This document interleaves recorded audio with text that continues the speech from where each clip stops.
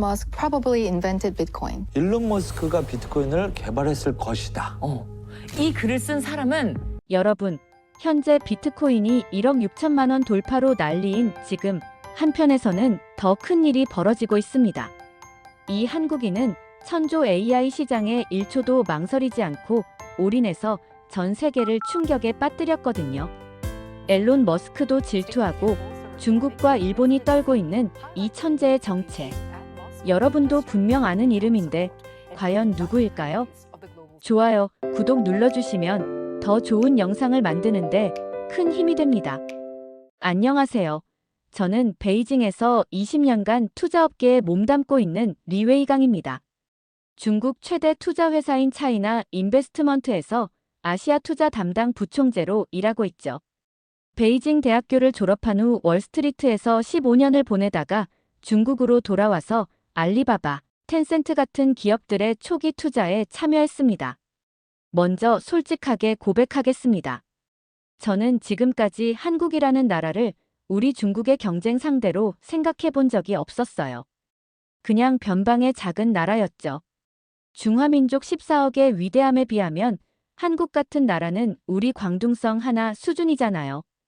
경제 규모로 봐도 우리가 15배 크고 역사적으로는 수천 년간 우리 조공국이었던 나라 아닙니까? 현재도 마찬가지예요. 한국이 자랑하는 삼성, LG. 결국 우리 중국이 공급하는 핵심 부품과 소재 없이는 아무것도 못 만드는 조립 공장 수준이죠. 반도체 장비도 우리 시장에 의존하고 배터리 원료도 우리가 장악하고 있고요. 한국 경제의 대중국 의존도가 30%가 넘는다는 건 뭘 의미하는지 아시죠? 특히 K-팝이나 드라마 같은 한류가 유행할 때는 정말 우스웠습니다. 아, 저 작은 나라가 노래춤으로 돈 벌려고 하네. 진짜 실력이 있다면 우리처럼 첨단 제조업이나 인공지능 기술로 승부를 봐야 하는 거 아닌가요?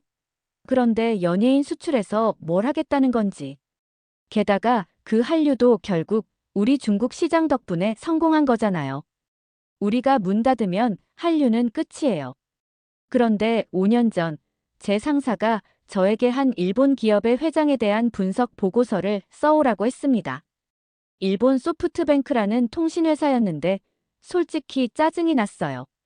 또 일본 기업 분석이야? 일본도 이미 우리한테 밀린 나라인데. 뭐 그런 생각이었죠. 그런데 자료를 뒤지다가 충격적인 사실을 발견했습니다. 그 회사 회장이 한국계라는 거예요. 순간 코웃음이 나왔죠. 아, 그래서 별로 대단하지 않은 거구나. 한국 사람이 일본에서 뭘 할 수 있겠어? 이제야 이해가 됐어요. 그냥 운 좋게 일본 통신업계에 발 담근 한국 교포 정도겠거니 했습니다. 하지만 그 사람의 이력을 파헤치기 시작하자 제가 알고 있던 모든 편견이 흔들리기 시작했어요.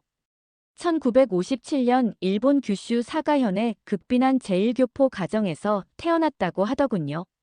아버지는 돼지 축산업, 어머니는 파친코.1로 근근히 생계를 유지하는 밑바닥 인생이었던 거죠. 그 시절 일본에서 한국계로 산다는 게 얼마나 비참했는지는 우리도 잘 알고 있습니다. 우리 중국인들도 일본에서 차별받았지만 한국인들은 그보다 더 심했거든요. 일본 이름을 강요당하고 학교에서는 왕따당하고 사회에서는 완전히 소외된 존재였어요. 역시 그 시절 한국인답네. 불쌍하긴 하지만 뭐 특별할 거 없겠지 이런 생각이었습니다. 그런데 이 소년이 보인 행동들이 예상과 달랐어요. 다른 아이들이 놀 때 거리를 돌아다니며 폐지를 주워 팔았다고 하네요. 처음에는 역시 가난한 한국 가정 출신답게 어릴 때부터 고생했구나 정도로 생각했죠. 그런데 상황이 심상치 않다는 걸 깨달은 건 그 다음 이야기부터였어요. 이 소년이 중학교 때 한 일들을 보니 범상치 않더군요.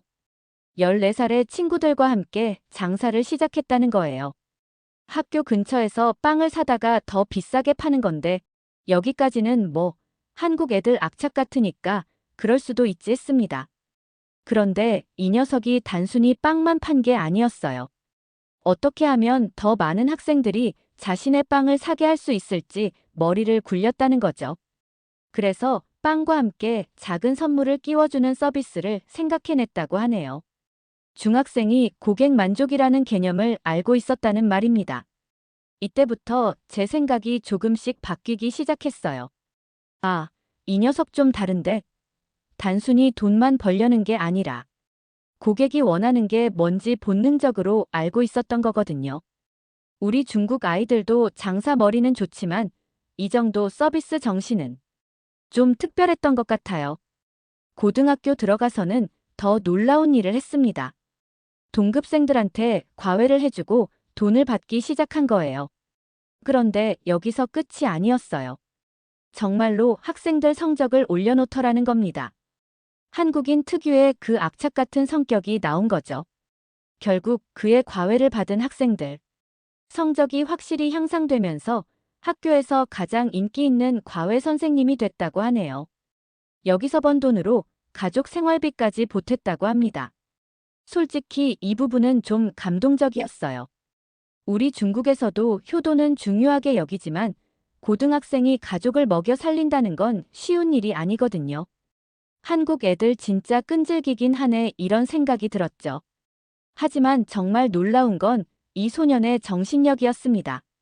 가난하고 차별받는 상황에서도 절대 포기하지 않더라고요. 다른 제1교포 아이들이 어차피 우리는 한국 사람이니까 일본에서는 한계가 있어 하며 체념할 때 이 녀석은 오히려 더 큰 꿈을 키우고 있었어요. 나는 반드시 세계 최고가 될 거야. 모든 사람들에게 한국인도 할 수 있다는 걸 보여주겠어. 중학생이 이런 말을 했다는 거예요. 저도 어이가 없더군요. 우리 중국에는 호랑이도 죽으면 가죽을 남긴다는 말이 있는데 이 소년에게는 정말 그런 기계가 있었던 것 같아요. 하지만 여전히 속으로는 그래봤자 한국 소년 아니야. 꿈은 크게 꾸는 거지 뭐 했습니다. 그런데 이 모든 게 진짜 꿈으로 끝나지 않았다는 게 문제였어요. 이 소년이 다음에 한 선택을 보고 저는 정말 경악했거든요. 16살에 혼자서 미국으로 떠나겠다고 선언한 거예요. 일본이라는 좁은 무대가 아니라 세계 최강국 미국에서 승부를 걸겠다는 거였죠. 저는 이 지점에서 처음으로 진지하게 생각해봤습니다. 이 한국 소년. 정말 뭔가 다른 건가? 하지만 아직도 마음. 한편으로는 그래도 우리 중화민족의 우수함을 따라올 수는 없겠지라고 생각하고 있었어요. 그런데 제가 얼마나 틀렸는지 그 다음 이야기를 들으시면 여러분도 정말 깜짝 놀라실 겁니다. 정말 충격적인 건 그 다음이었습니다. 이 16살 소년이 부모에게 선언한 말을 들어보세요. 나는 미국으로 갈 거야. 혼자서. 부모들이 기절할 뻔했죠. 당연히 극렬하게 반대했어요. 미쳤냐?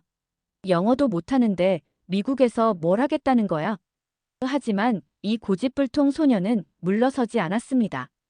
심지어 이런 말까지 했어요. 일본에서는 한계가 있어. 미국에 가서 세계 최고가 되겠어. 저는 이 대목에서 코웃음이 나왔어요. 한국 소년이 미국에서 세계 최고? 우리 중국 유학생들도 미국에서 고생하는데 한국 애가 뭘 할 수 있겠어? 그냥 철없는 소년의 허황된 꿈이라고 생각했거든요. 그런데 이 녀석 정말로 해버렸어요. 1974년 16살에 홀로 캘리포니아로 떠난 겁니다. 부모가 말렸지만 끝까지 고집을 부려서 결국 허락받아냈죠. 그때 가진 돈이 고작 몇백 달러였다고 하네요.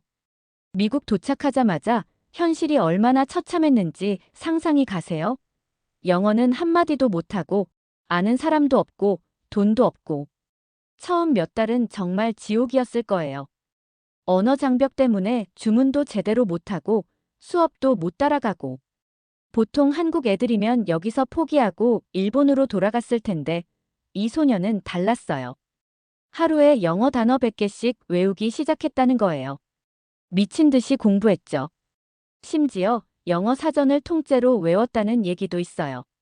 한국인들 원래 공부 좀 하긴 하지만 이 정도는 솔직히 우리 중국 학생들도 이렇게까지 하지는 않거든요.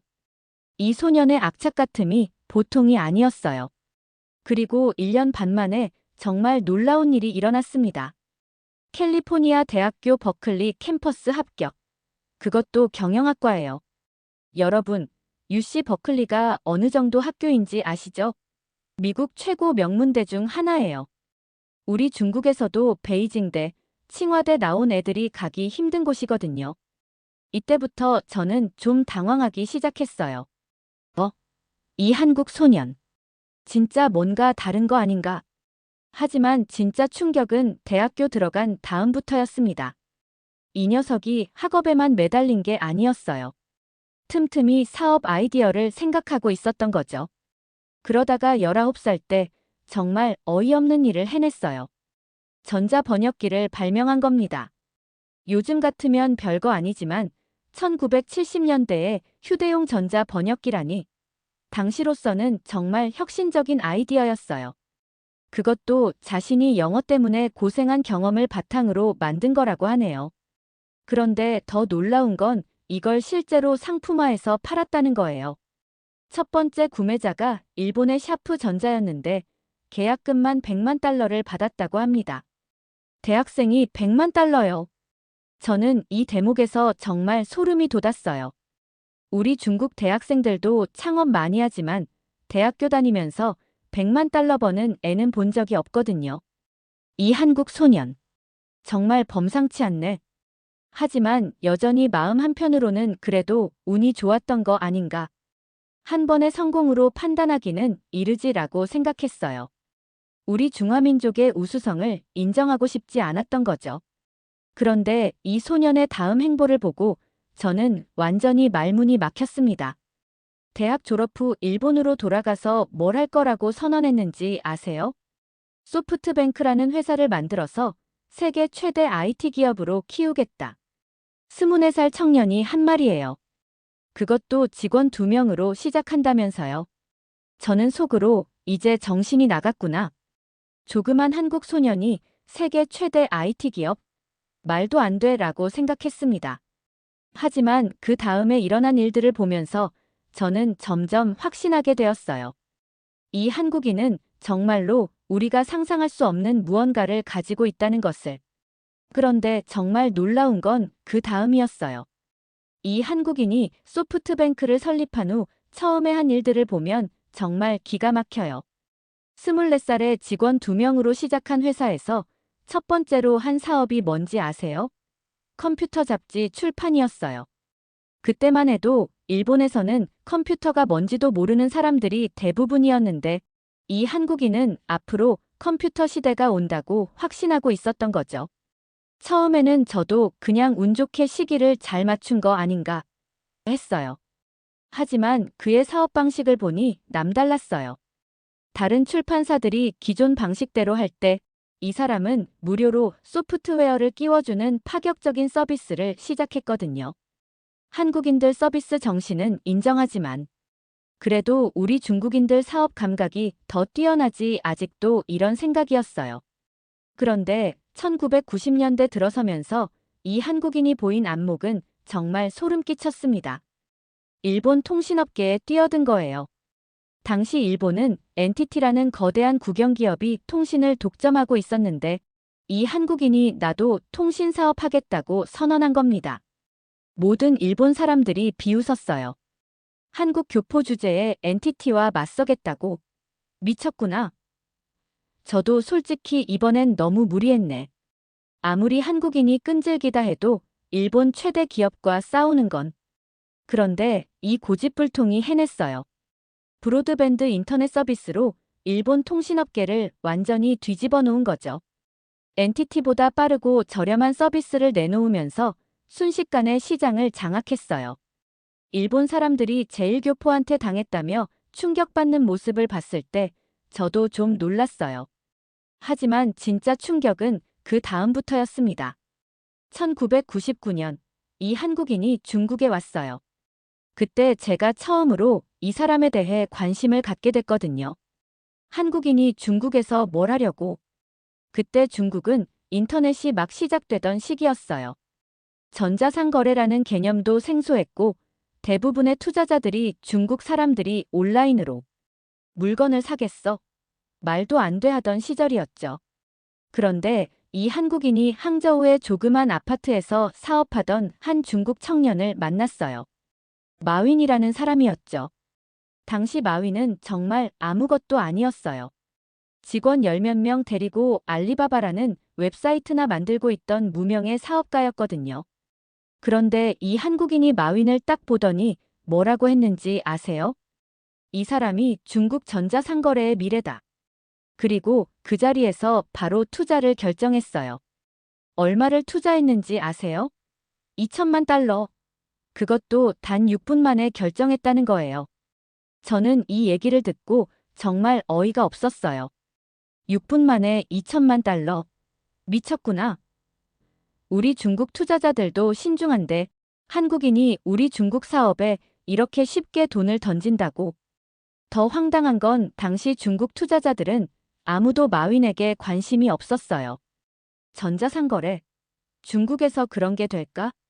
모두가 의심하고 있을 때 오직 이 한국인만 마윈의 가능성을 봤던 거죠. 결과가 어떻게 됐는지는 여러분도 아시죠? 알리바바가 중국 최대 전자상거래 기업이 되었고 마윈은 중국 최고 부자가 됐어요. 그리고 이 한국인의 투자금은 수천 배로 불어났습니다. 저는 이때 정말 소름이 돋았어요. 우리 중국인들도 못 본 사업 기회를 한국인이 먼저 봤다는 거잖아요. 이 사람. 정말 뭔가 다르구나. 특히 마윈이 나중에 한 말이 충격적이었어요. 내가 성공할 수 있었던 건 그 한국분 덕분입니다. 중국인들은 아무도 저를 믿어주지 않았는데 오직 그분만이 제 꿈을 알아봐 주셨어요. 중국 최고 기업가가 한국인에게 이런 말을 한다고요? 저는 이때부터 정말 혼란스러워지기 시작했어요. 우리 중화민족이 최고라고 생각했는데 이 한국인은 뭐지? 하지만 더 놀라운 건 이 한국인의 투자 철학이었어요. 다른 투자자들이 몇 퍼센트 수익률을 따질 때 이 사람은 300년 뒤를 본다고 했어요. 300년이요? 이 사업이 300년 후 인류에게 도움이 될까? 이런 식으로 생각한다는 거예요.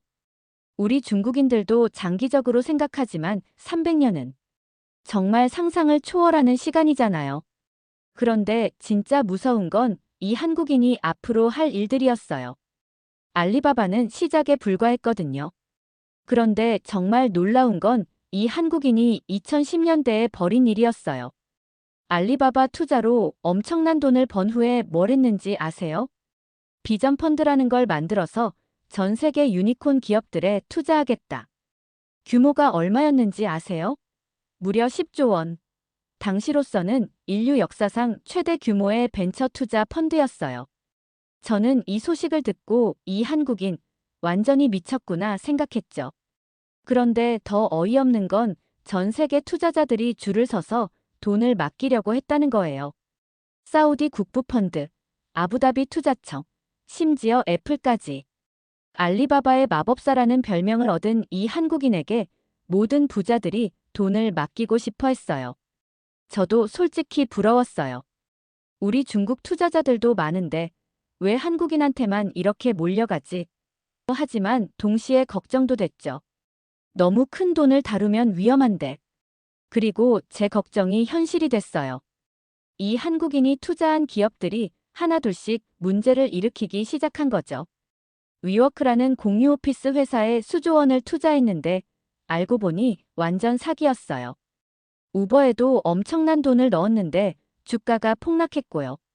가장 충격적이었던 건 2019년에 일어난 일이에요. 이 한국인이 엔비디아 주식을 대량으로 가지고 있었거든요.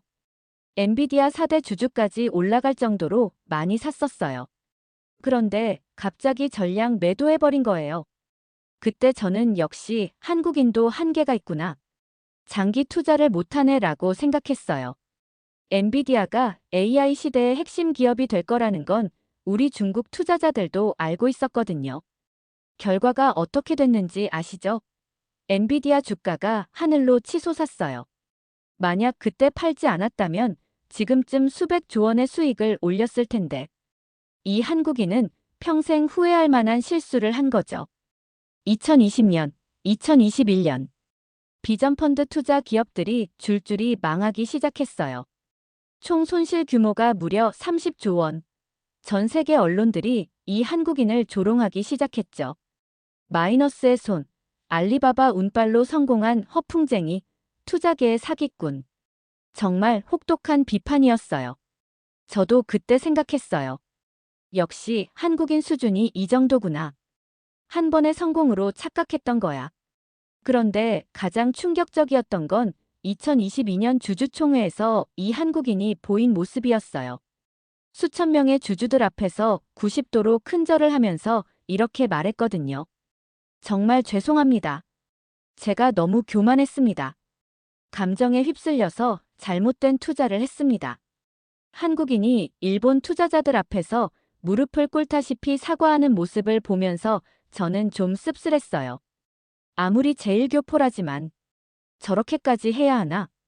하지만 그 다음에 이 한국인이 한 말이 정말 인상적이었어요. 하지만 저는 포기하지 않겠습니다. 실패해서 배우고 다시 일어서겠습니다. 이것이 제가 한국에서 배운 정신입니다. 그 순간 저는 뭔가 다른 걸 느꼈어요. 우리 중국 사람들이라면 이런 상황에서 체면을 지키려고 변명부터 했을 텐데 이 한국인은 솔직하게 자신의 잘못을 인정하면서도 포기하지 않겠다고 선언한 거죠. 한국인들. 정말 다르긴 다르네.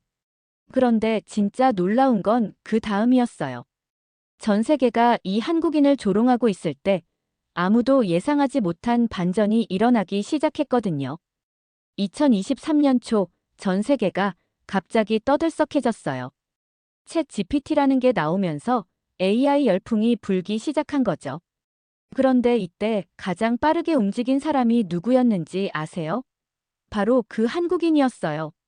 모든 사람들이 비전펀드 실패한 사람이 또 뭘 하려고 하며 의심의 눈초리로 바라볼 때 이 한국인은 조용히 준비하고 있었던 거예요. 알고 보니 AI에 대한 연구를 몇 년 전부터 해오고 있었더라고요. 그런데 이 사람이 한 선언이 정말 충격적이었어요. ASI 시대가 온다. 인공초지능이 인간을 1만 배 뛰어넘는 시대가 곧 올 것이다. 처음에는 또 허풍인 줄 알았어요. 또 시작이네. 이번엔 AI로 사기치려고. 그런데 이 한국인의 분석을 들어보니 정말 소름 끼쳤어요. 지금 AI는 인간 지능의 1만 분의 1 수준이다. 하지만 10년 후에는 인간의 10배, 20년 후에는 1만 배가 될 것이다. 그러면 지금 인간과 금붕어의 차이가 20년 후 AI와 인간의 차이가 된다. 이런 말을 일본 주주총회에서 수천 명 앞에서 했어요. 일본이여, 눈을 떠라. 금붕어가 되고 싶은가? 이렇게 외치면서요. 저는 이 장면을 보고 정말 놀랐어요. 몇 년 전만 해도 굴욕적으로 사과하던 그 사람이 다시 이렇게 당당해질 수 있다니. 한국인들 정신력이 정말 대단하긴 하네. 그런데 더 놀라운 건 이 한국인이 실제로 행동에 옮긴 일들이었어요. 오픈 AI의 샘 알트먼을 만나서 바로 투자를 제안했거든요. 그것도 역대 최대 규모인 45조 원을. 또 무리한 투자 아닌가? 처음엔 그렇게 생각했어요. 하지만 이번에는 달랐어요. 이 한국인이 샘 알트먼과 함께 발표한 프로젝트를 보고 저는 정말 소름이 돋았거든요. 스타게이트 프로젝트. 향후 4년간 690조 원을 투자해서 미국 전역에 AI 데이터 센터를 건설한다는 계획이었어요. 그것도 트럼프 대통령 앞에서 직접 발표했다고요. 한국인이 미국 대통령 앞에서 세계 최대 프로젝트를 발표한다고? 저는 정말 믿기지 않았어요. 우리 중국 기업들도 미국에서 이런 대접을 받기 힘든데. 그런데 더 충격적인 건 이 한국인이 일본에서 벌이고 있는 일이었어요. 일본 정부와 손잡고 크리스탈 인텔리전스라는 프로젝트를 시작한 거예요. 일본의 모든 기업에 AI 에이전트를 보급하겠다는 계획이었죠. 10억 개의 AI 에이전트를 만들겠다.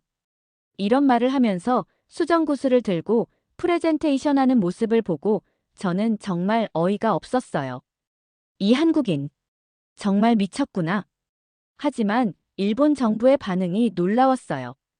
국가 차원에서 이 한국인의 프로젝트를 전폭 지원하기 시작한 거예요. 심지어 GPU 구매 비용의 절반을 정부가 지원해준다고 하더라고요. 일본이 한국인한테 이렇게까지 하다니. 정말 상상도 못한 일이었어요. 그런데 이때 이 한국인이 한 말이 저에게 정말 충격이었어요. 일본이여, 깨어나라. AI 시대에 뒤처지면 정말로 금붕어가 된다. 하지만 우리에게는 아직 기회가 있다. 제1교포가 일본 사람들에게 이런 말을 하다니. 그것도 일본 사람들이 그 말에 감동받고 있다는 게 더 놀라웠어요. 그리고 마지막에 이 한국인이 한 예언이 정말 소름 끼쳤어요. 오픈 AI가 상장하면 세계 시가총액 1위 기업이 될 것이다. 그리고 나는 그 순간을 위해 인생을 걸었다. 저는 이 말을 듣고 처음으로 생각했어요. 이 한국인. 정말로 뭔가 다른 걸 보고 있는 건 아닐까? 그런데 이 한국인의 AI 투자 이야기에서 가장 가슴 아픈 부분이 있어요. 2024년 말에 일어난 일인데 정말 드라마 같았거든요. 엔비디아 CEO 젠슨 황이 일본을 방문했을 때 이 한국인과 만나는 자리가 있었어요. 그런데 그 장면이 전 세계에 생중계됐거든요. 젠슨 황이 농담 반 진담 반으로 이렇게 물어봤어요.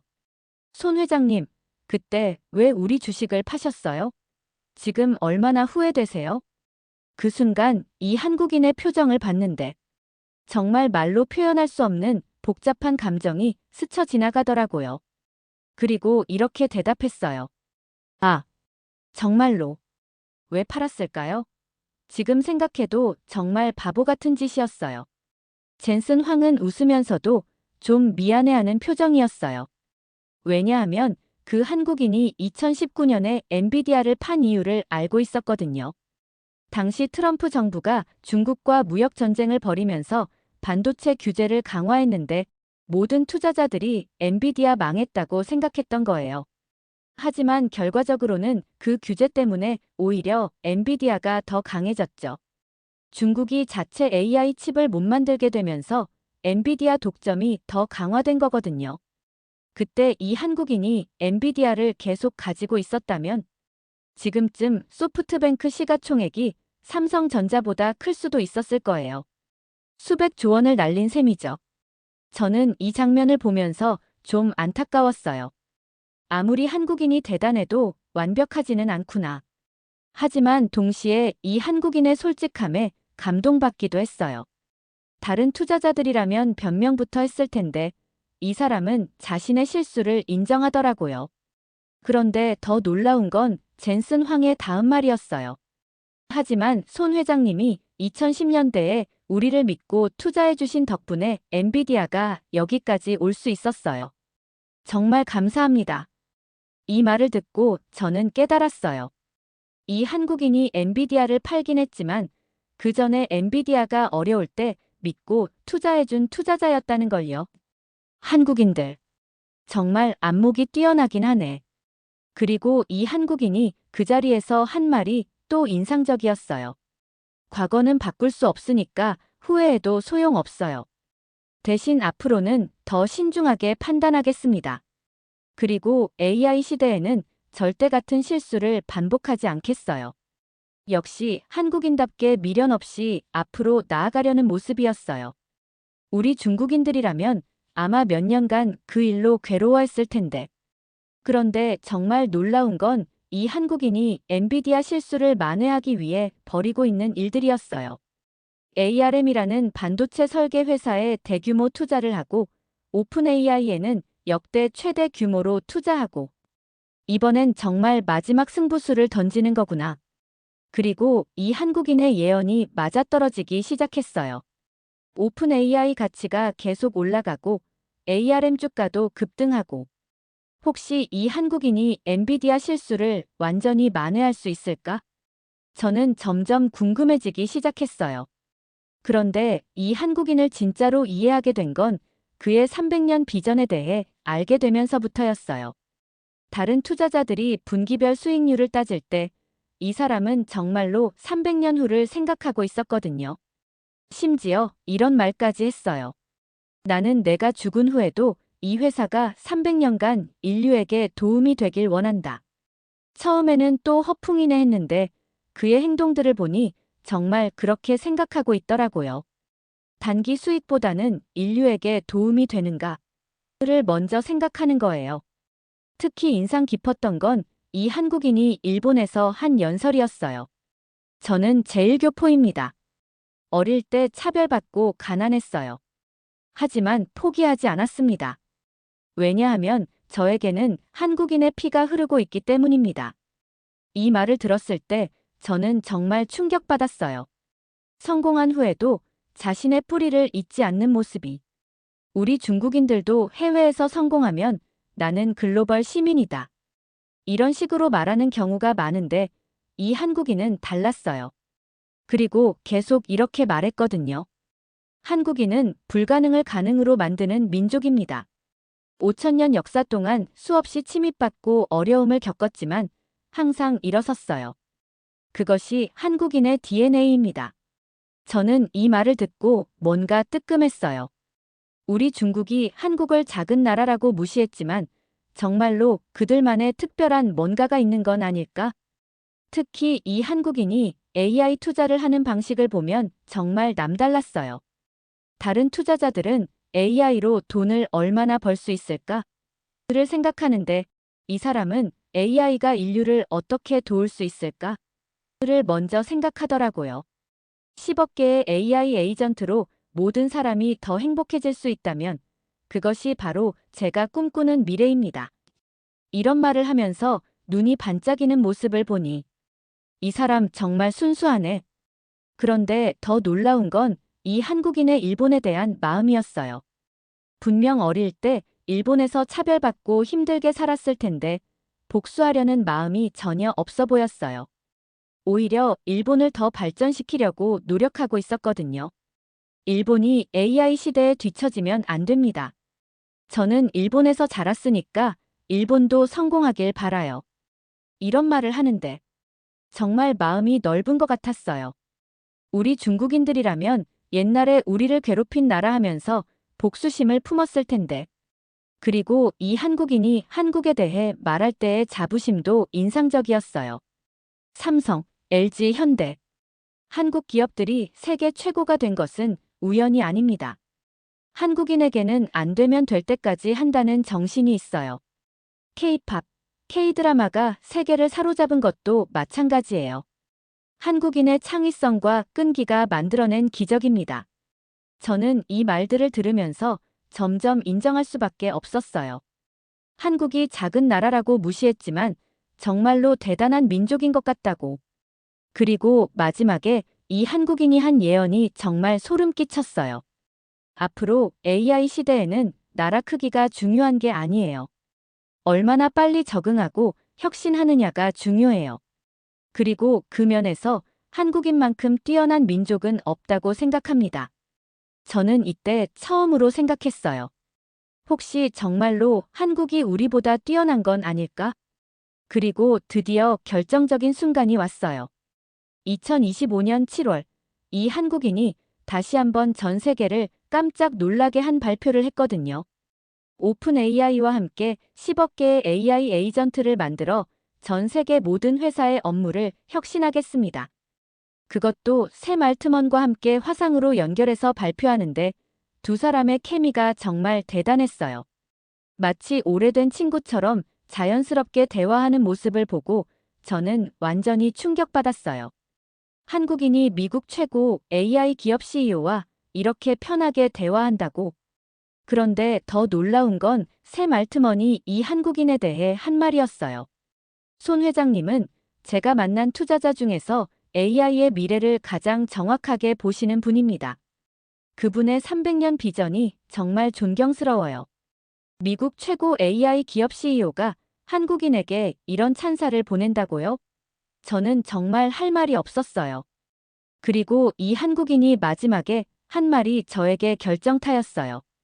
저는 한국인으로 태어난 것을 자랑스럽게 생각합니다. 한국인에게는 불가능을 가능으로 만드는 특별한 힘이 있어요. 그리고 그 힘으로 전 세계를 더 좋게 만들고 싶습니다. 이 말을 들으면서 저는 완전히 무릎을 꿇을 수밖에 없었어요. 지금까지 저는 중화민족의 우수성을 믿어 의심치 않았어요. 우리가 세계 최고고 한국 같은 작은 나라는 우리 발끝에도 못 미친다고 생각했죠. 하지만 이 한국인을 통해서 깨달았어요. 진짜 위대함은 나라 크기나 인구수가 아니라는 걸요. 한국인들에게는 정말 특별한 무언가가 있어요. 끝까지 포기하지 않는 정신력, 몇십 조 원 잃고도 다시 일어서는 모습, 미래를 내다보는 해안, 300년을 내다보는 장기적 사고, 겸손하면서도 당당한 자세, 실수는 인정하되 꿈은 포기하지 않는 태도, 글로벌 마인드, 한국인임을 자랑스러워하면서도 전 세계를 품는 마음. 우리 중국인들이 중화민족의 위대함을 외칠 때 한국인들은 조용히 실력으로 증명하고 있었던 거예요. 솔직히 인정합니다. 저는 완전히 틀렸어요. 한국은 작은 나라가 아니에요. 오히려 가장 강력한 나라 중 하나예요. 5천만 명이 14억 명보다 더 큰 꿈을 꾸고 더 빠르게 혁신하고 있으니까요. 그리고 이제야 깨달았어요. 왜 전 세계가 K-팝, K-드라마, K-뷰티에 열광하는지, 왜 삼성과 LG가 세계 최고 기업이 됐는지, 왜 BTS가 전 세계를 사로잡았는지. 모든 것이 한국인의 특별한 DNA 때문이었던 거예요. 저는 중국인으로서 고백합니다. 한국인이 부럽습니다. 한국인의 그 불굴의 정신력과 창의성, 그리고 세계를 향한 열린 마음이 정말 부러워요. 이제야 알겠어요. 진짜 강한 나라는 한국 같은 나라구나. 크기가 아니라 정신력으로 승부하는. 여러분, 이제 이분이 누구신지 다 아시겠죠? 한국인의 DNA를 가진 이 위대한 투자자가 지금도 전 세계를 상대로 마지막 승부수를 던지고 있어요. 그리고 저는 확신합니다. 그의 예언이 맞을 거라고. 왜냐하면 그는 한국인이니까요. 여러분, 오늘 한 한국인 회장의 놀라운 이야기를 들으셨는데 어떠셨나요?